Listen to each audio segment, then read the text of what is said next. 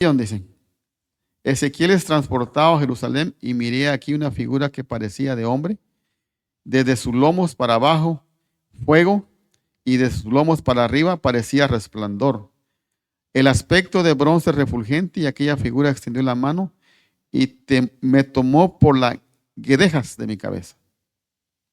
Yo me quedé pensando, ¿qué es eso? ¿Qué es? ¿Qué deja? ¿Qué es eso? Dice que tenía una melena Ezequiel. Y lo agarró de la melena de acá y se lo llevó a Ezequiel. Y yo me quedaba, ¿qué es guedejas? ¿Qué es guedejas? Y estuve investigando y más adelante creo que lo dice. Pero yo no me quedé con la duda y traté de investigar qué es guedeja y es lo agarró de acá, de la melena.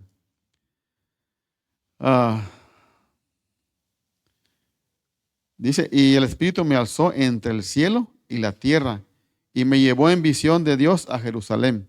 No sé si lo están viendo ustedes ahí o yo me lo brinqué acá. Okay, sí, me lo brinqué. Ok. Ah,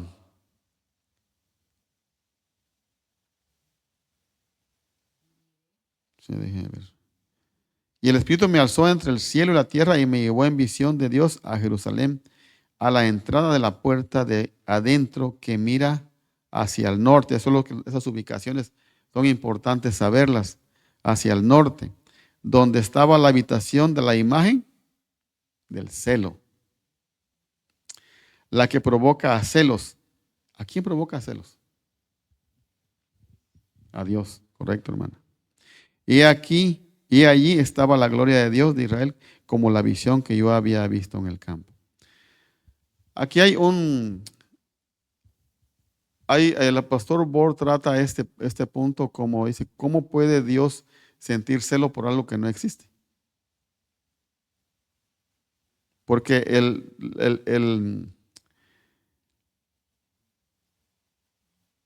o la imagen del celo estamos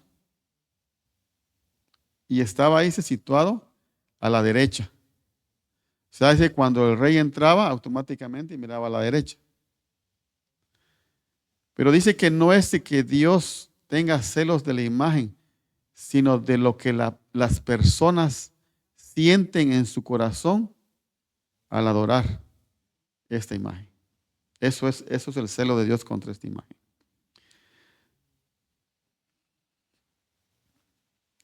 He aquí una figura que parecía de hombre, dice, desde sus lomos para abajo, fuego. Ezequiel vio algo similar a la figura que vio en la visión de Dios y su gloria en el primer capítulo, o sea, en Ezequiel 1:27.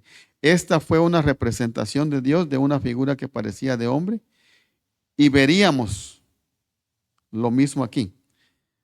Aquella figura extendió la mano, dice, en su visión, algo como una mano agarró a Ezequiel por el cabello, aquí corrigió, por el cabello de atrás. Y el Espíritu lo alzó entre el cielo y la tierra llevándolo a Jerusalén en una visión. O sea, lo llevó a Jerusalén a una visión, porque él estaba en su casa. Y Ezequiel tuvo esta visión espiritual de Jerusalén en los días cuando Jeremías servía como profeta. ¿Ok?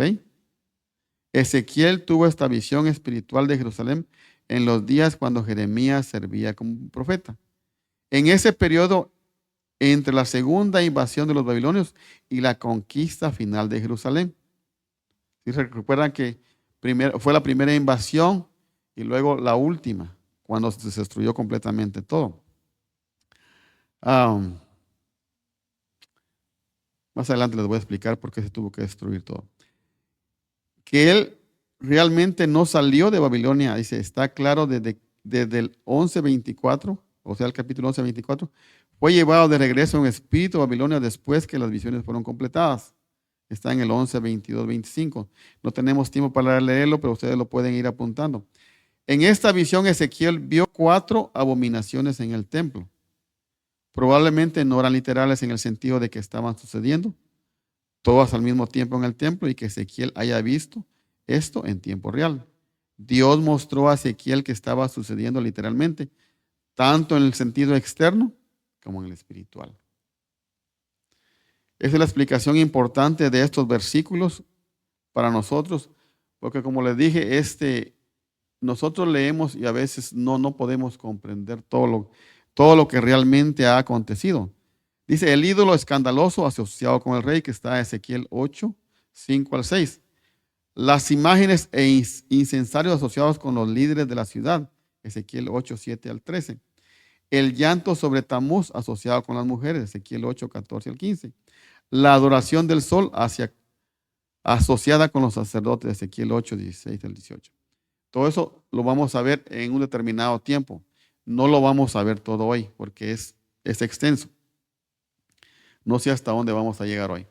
Dice en la entrada principal, perdón, creo que lo perdí.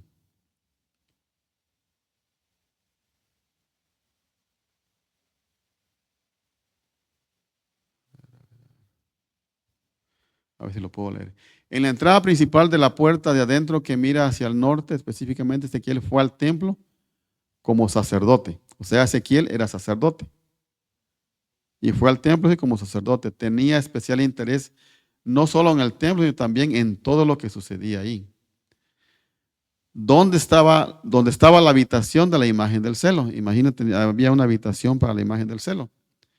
En su visión, Ezequiel aparentemente vio una imagen idólatra, la imagen del celo, de pie en el atrio interior. Recuerden que hay un atrio exterior y un atrio interior. Eso se podría decir que estaba en el patio donde estaban todos el lavatorio, donde se quemaba el sacrificio, donde, ¿qué más había? El lavacro, todo eso es en esa sección de ahí.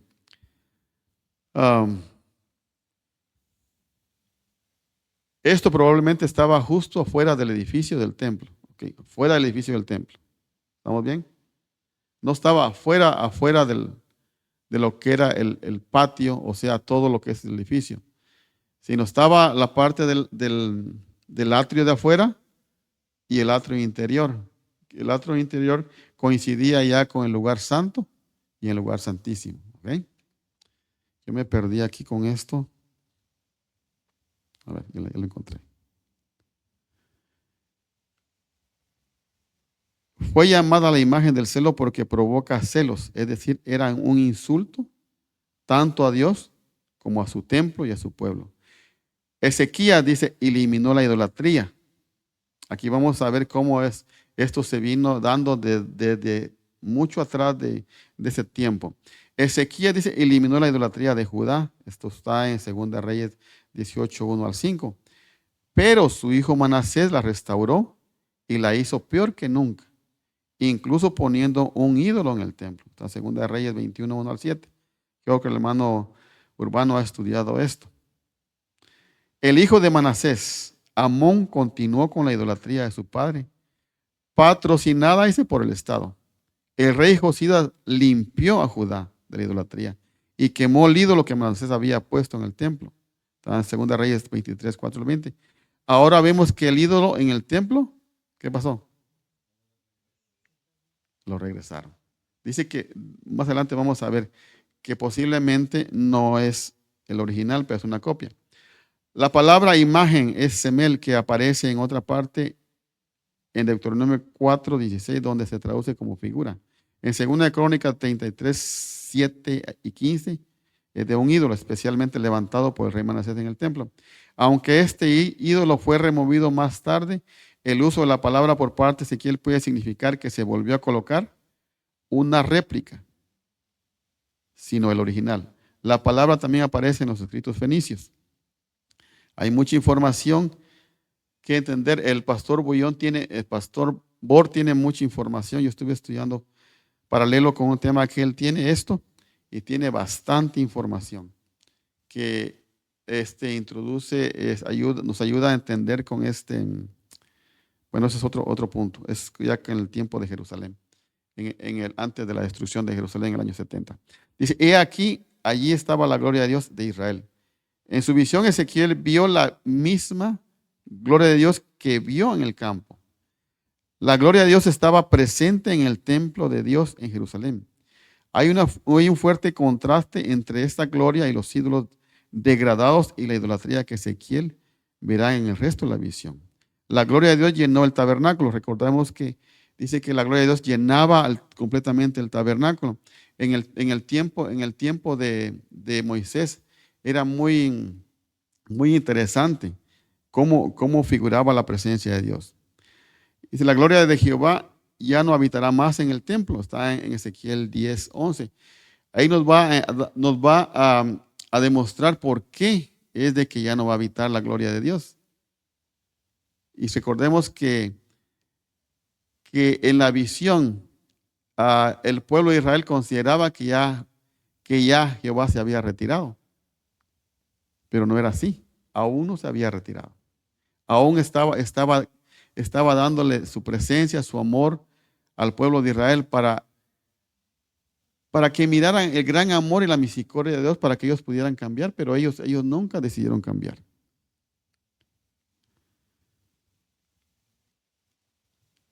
Ezequiel mira hacia el norte y me dijo, en el versículo 5, 8:5, me dijo, hijo de hombre, alza ahora tus ojos hacia el lado norte. Ok. Y alcé mis ojos hacia el norte y aquí al norte, junto a la puerta del altar, aquella imagen del celo en la entrada. Es lo que quiero que analicemos. Si le pidió que mirara hacia el norte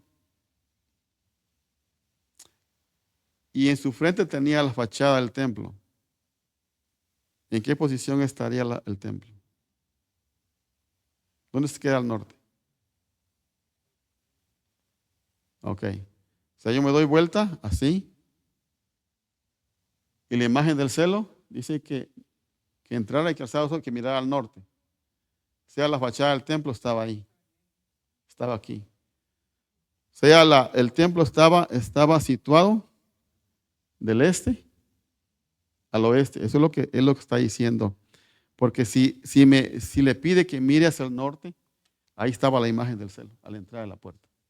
Además de que había una habitación especial para la imagen del celo. Alza ahora tus ojos, dice, hacia el norte. Si uno se para de frente, dice, a la entrada del templo, el norte estaría en el lado derecho. ¿Ok? No sabemos en qué dirección tuvo que girar Ezequiel, pero se le indicó que mirara hacia el norte donde estaba la imagen del celo. Al norte, junto a la puerta del altar, imagínense, aquella imagen del celo en la entrada. Ahí nuevamente Ezequiel vio este ídolo en el atrio del templo. Fue llamada la imagen del celo porque provocó a Dios a celo santo. No sé, qué pudo pasar por sus mentes de este pueblo. Bueno, es lo que yo pienso, pues. A veces yo como ser humano, a veces también pienso cosas que no son. Pero si Dios los había bendecido con darles una tierra donde fluía leche y miel, y ellos se comprometieron a aceptar las leyes del Señor, a aceptar que obedecerían al Señor, al poco tiempo ellos se corrompieron. ¿Me entienden? Y pues hoy en día el ser humano está igual, y Dios promete y mantiene su misericordia sobre cada uno de nosotros, sobre cada uno de los hermanos.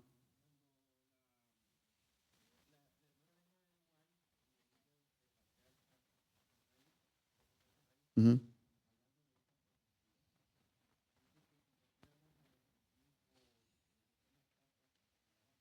ujú,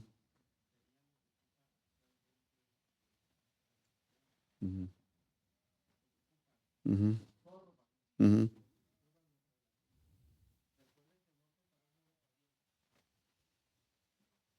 Para arriba. Sí. Ujú, ujú, ujú, ujú, ujú,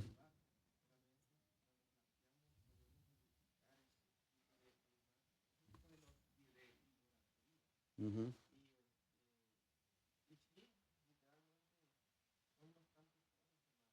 Sí.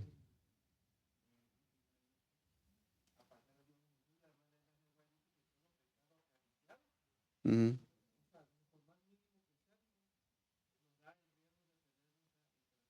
ujú, sí.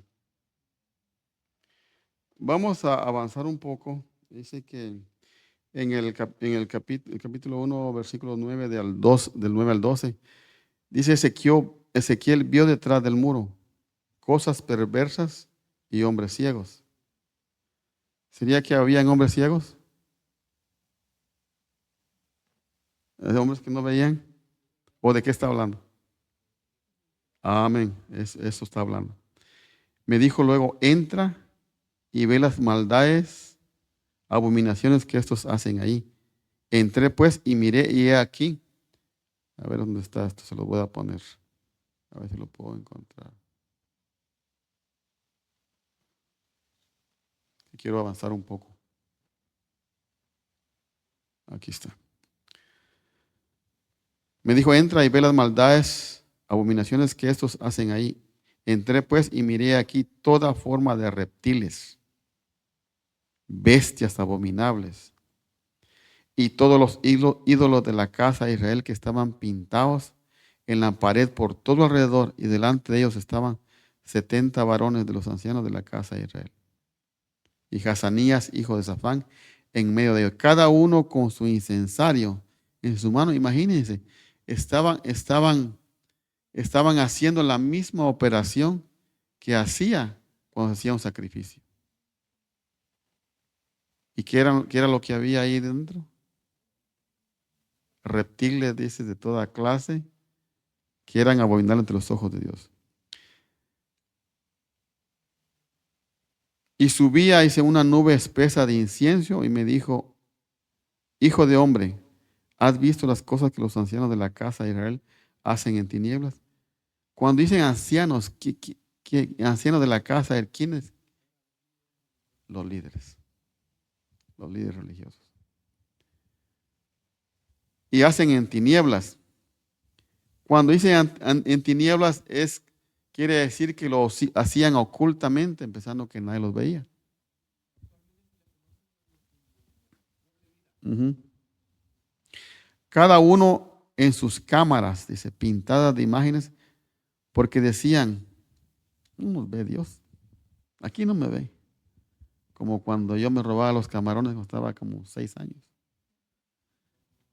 Y yo buscaba en el mercado a ver cuáles, había unos, le dicen con los costalitos, estaban bien arremangaditos.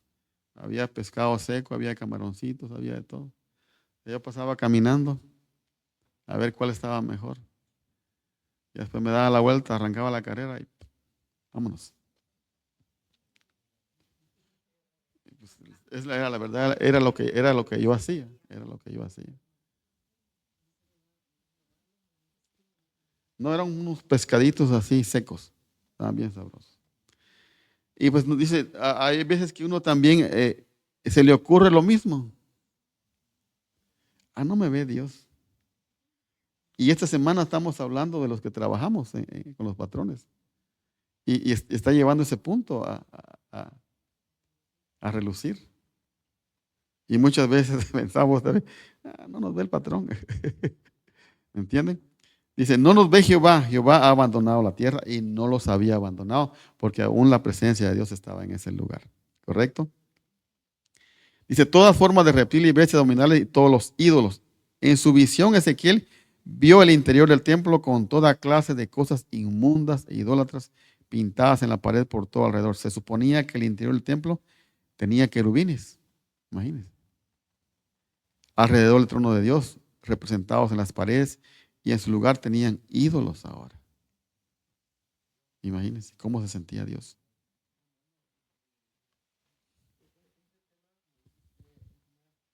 Sí, es más amplio.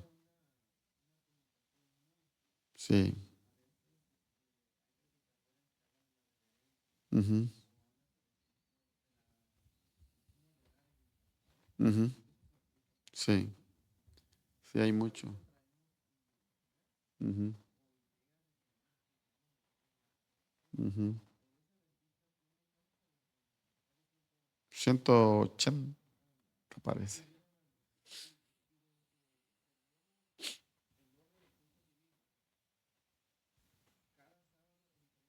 ujú, ujú, ujú,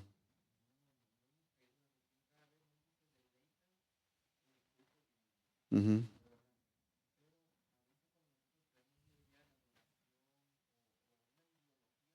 ujú,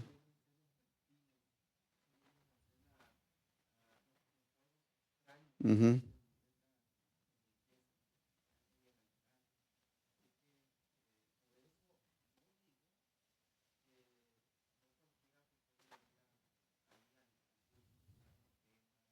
ujú. Sí, sí. Ujú, ujú,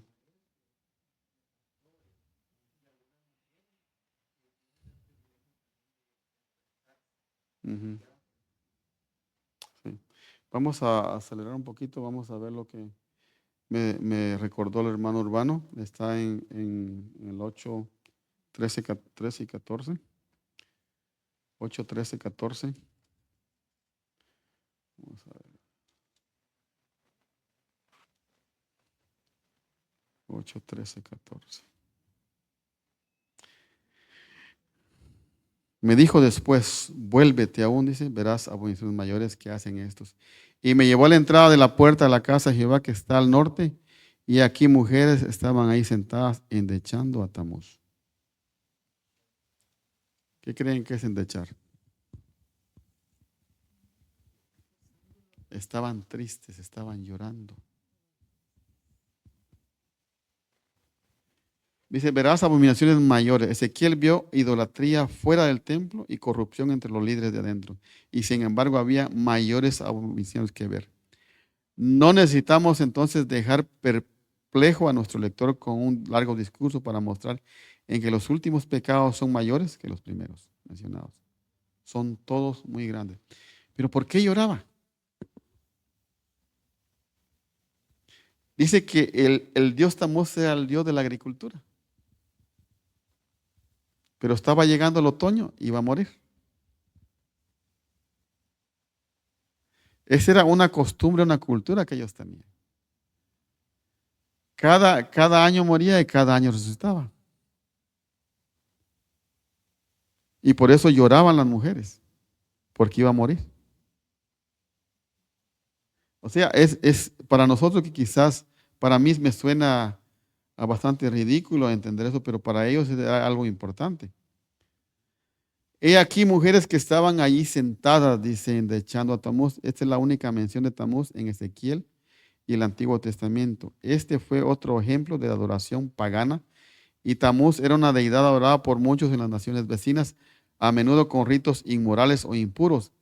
Ezequiel estaba consternado porque había mujeres ahí en el lugar santo, reservado solo para los sacerdotes, y por su idolatría inmoral, es probable que el profeta hubiera visto la presencia de mujeres en el atrio interior como una profanación.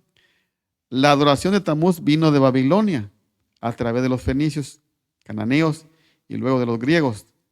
Tamuz, que no se menciona en ninguna otra parte de la escritura, era el babilónico Dumuzi, amado de Ishtar, y debe identificarse con el griego Adonis.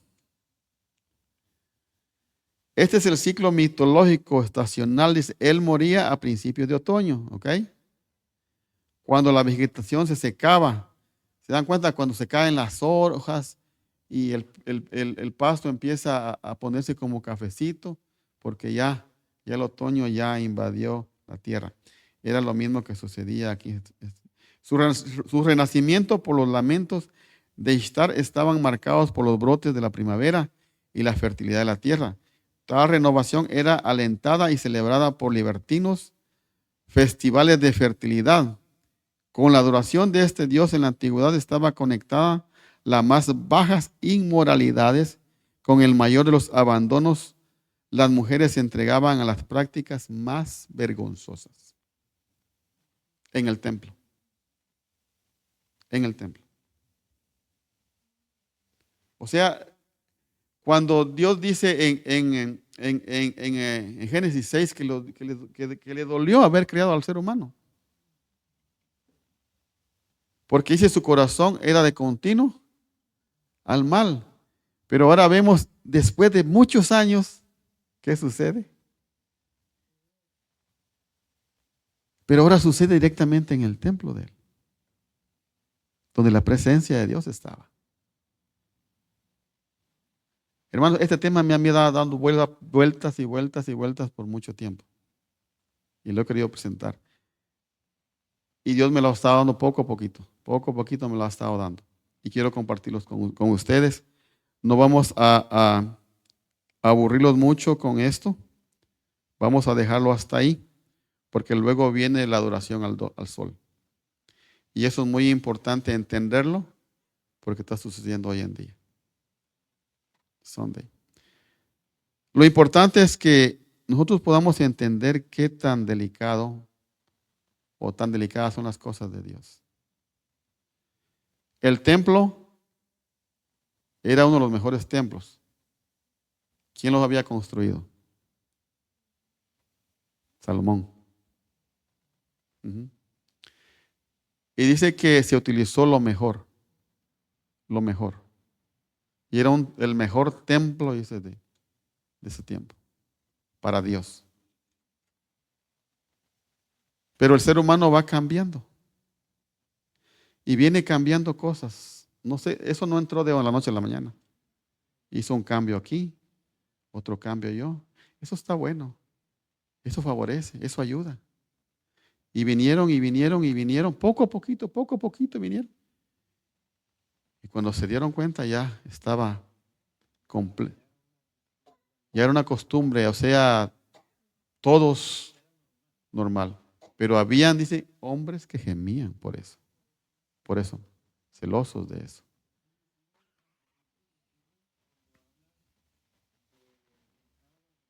Ujú,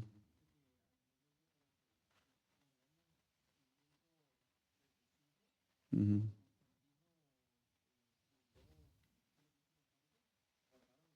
ujú,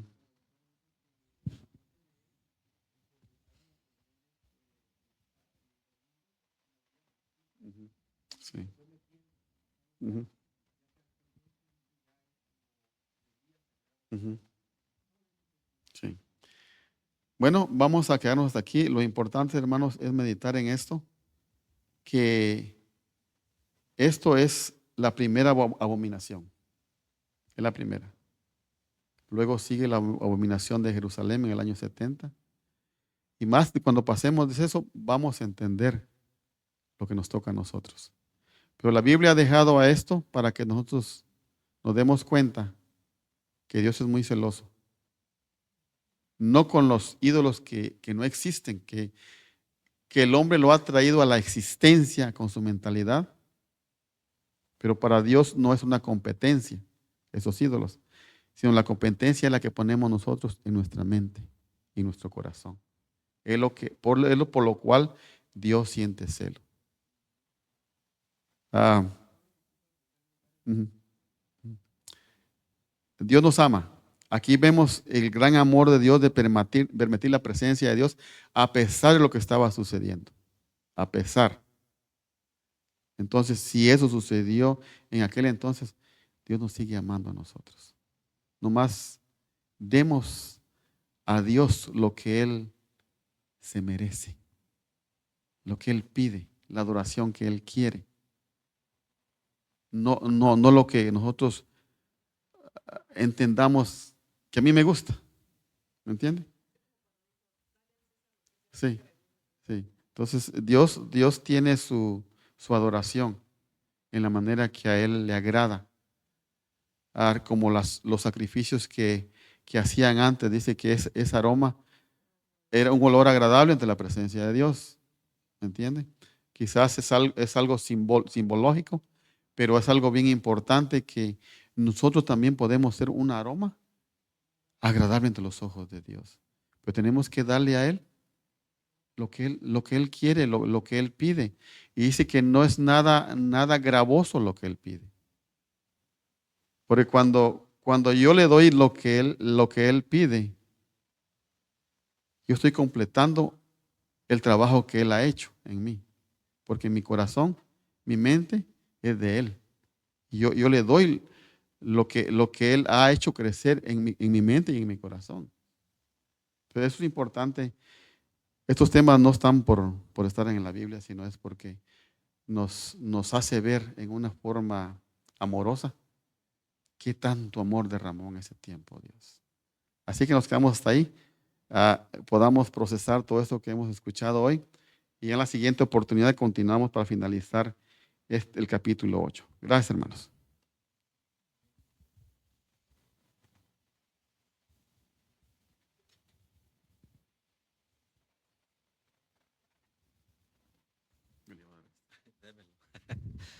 Gracias, hermano James. Eso de Tamuz está interesante, no habla en otra parte de la Biblia.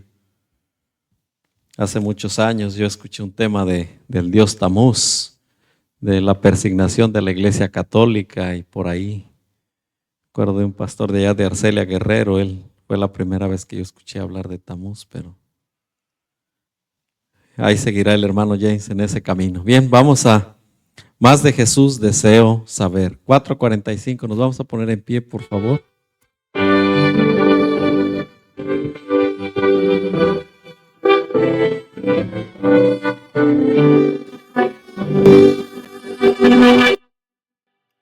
Más de Jesús deseo saber, más de su gracia conocer, más de su salvación gozar, más de su dulce amor gustar. Más quiero amarle, más quiero honrarle, más de su salvación gozar, más de su dulce amor gustar. Más de Jesús deseo oír, más de su santa ley cumplir, más de su voluntad saber, más de su espíritu tener. Más quiero amarle, más quiero honrarle, más de su salvación gozar, más de su dulce amor gustar. Más de Jesús, más oración, más cerca estar en comunión, más su palabra meditar, más sus promesas alcanzar. Más quiero amarle, más quiero honrarle, más de su salvación gozar, más de su dulce amor gustar. Más de Jesús allá veré, más semejante a Él seré, más de su gloria he de gozar, más su gran nombre de alabar. Más quiero amarle, más quiero honrarle, más de su salvación gozar, más de su dulce amor gustar. Amén. Más de Jesús, más oración, dice la palabra de Dios. Y para los que no sabían, el próximo sábado estaremos en ayuno y oración. Si alguien desea, por aquí nos vemos a las 9 de la mañana el próximo sábado. Todos están cordialmente invitados. Si gustan más información, acérquense con un servidor o con la hermana Lidia. Nos vamos a poner de rodillas. Vamos a despedirnos con una oración. Padre Santo, te damos gracias en esta noche por la vida y por la bendición que tú nos otorgas de poder estar en este lugar, Señor. Gracias porque has cuidado a cada uno de mis hermanos. Nos has dado la bendición de llegar a casa y ahora nos das la bendición de reunirnos en este lugar. Queremos pedirte, Señor, que sigas estando con nosotros como estuviste en el pasado, que sigas dirigiendo a tu iglesia, que sigas dirigiendo nuestras vidas, que sigas dirigiendo a los jóvenes, a cada familia de la iglesia, Señor. Mi hermana Lidia trae sus pedidos en esta hora, los ponemos en el altar de tu presencia, Señor. Oramos por los enfermos, tenemos a Uri, Señor, enfermo, que tú le des la sanidad, Señor. Este joven, Padre, en tus manos lo colocamos.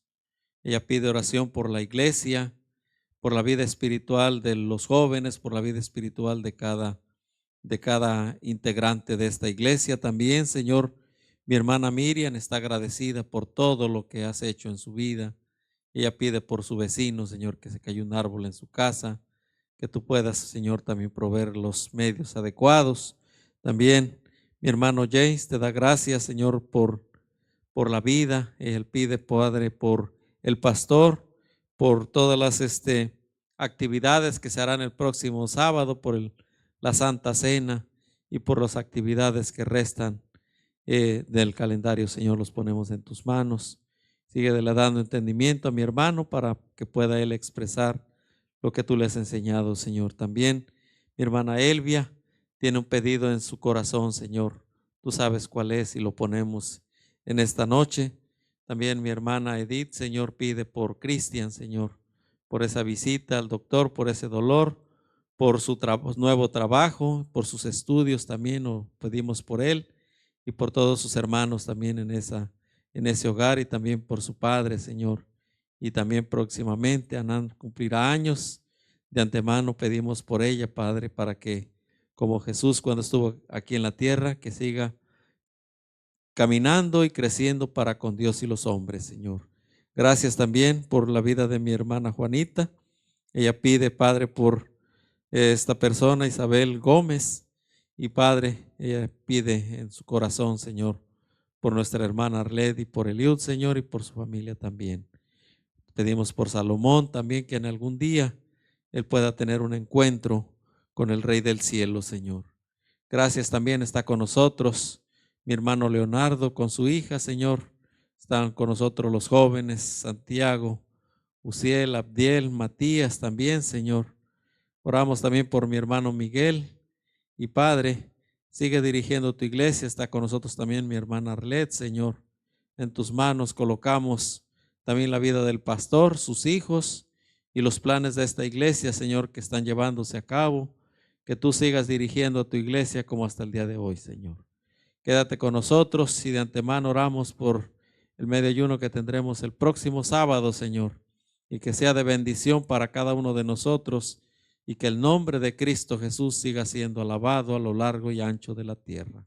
Nos vamos a retirar de este lugar, pero no de tu presencia. Dirige a tu iglesia y dirige nuestros pasos hasta llegar al hogar, Señor. Gracias en el nombre de Jesús.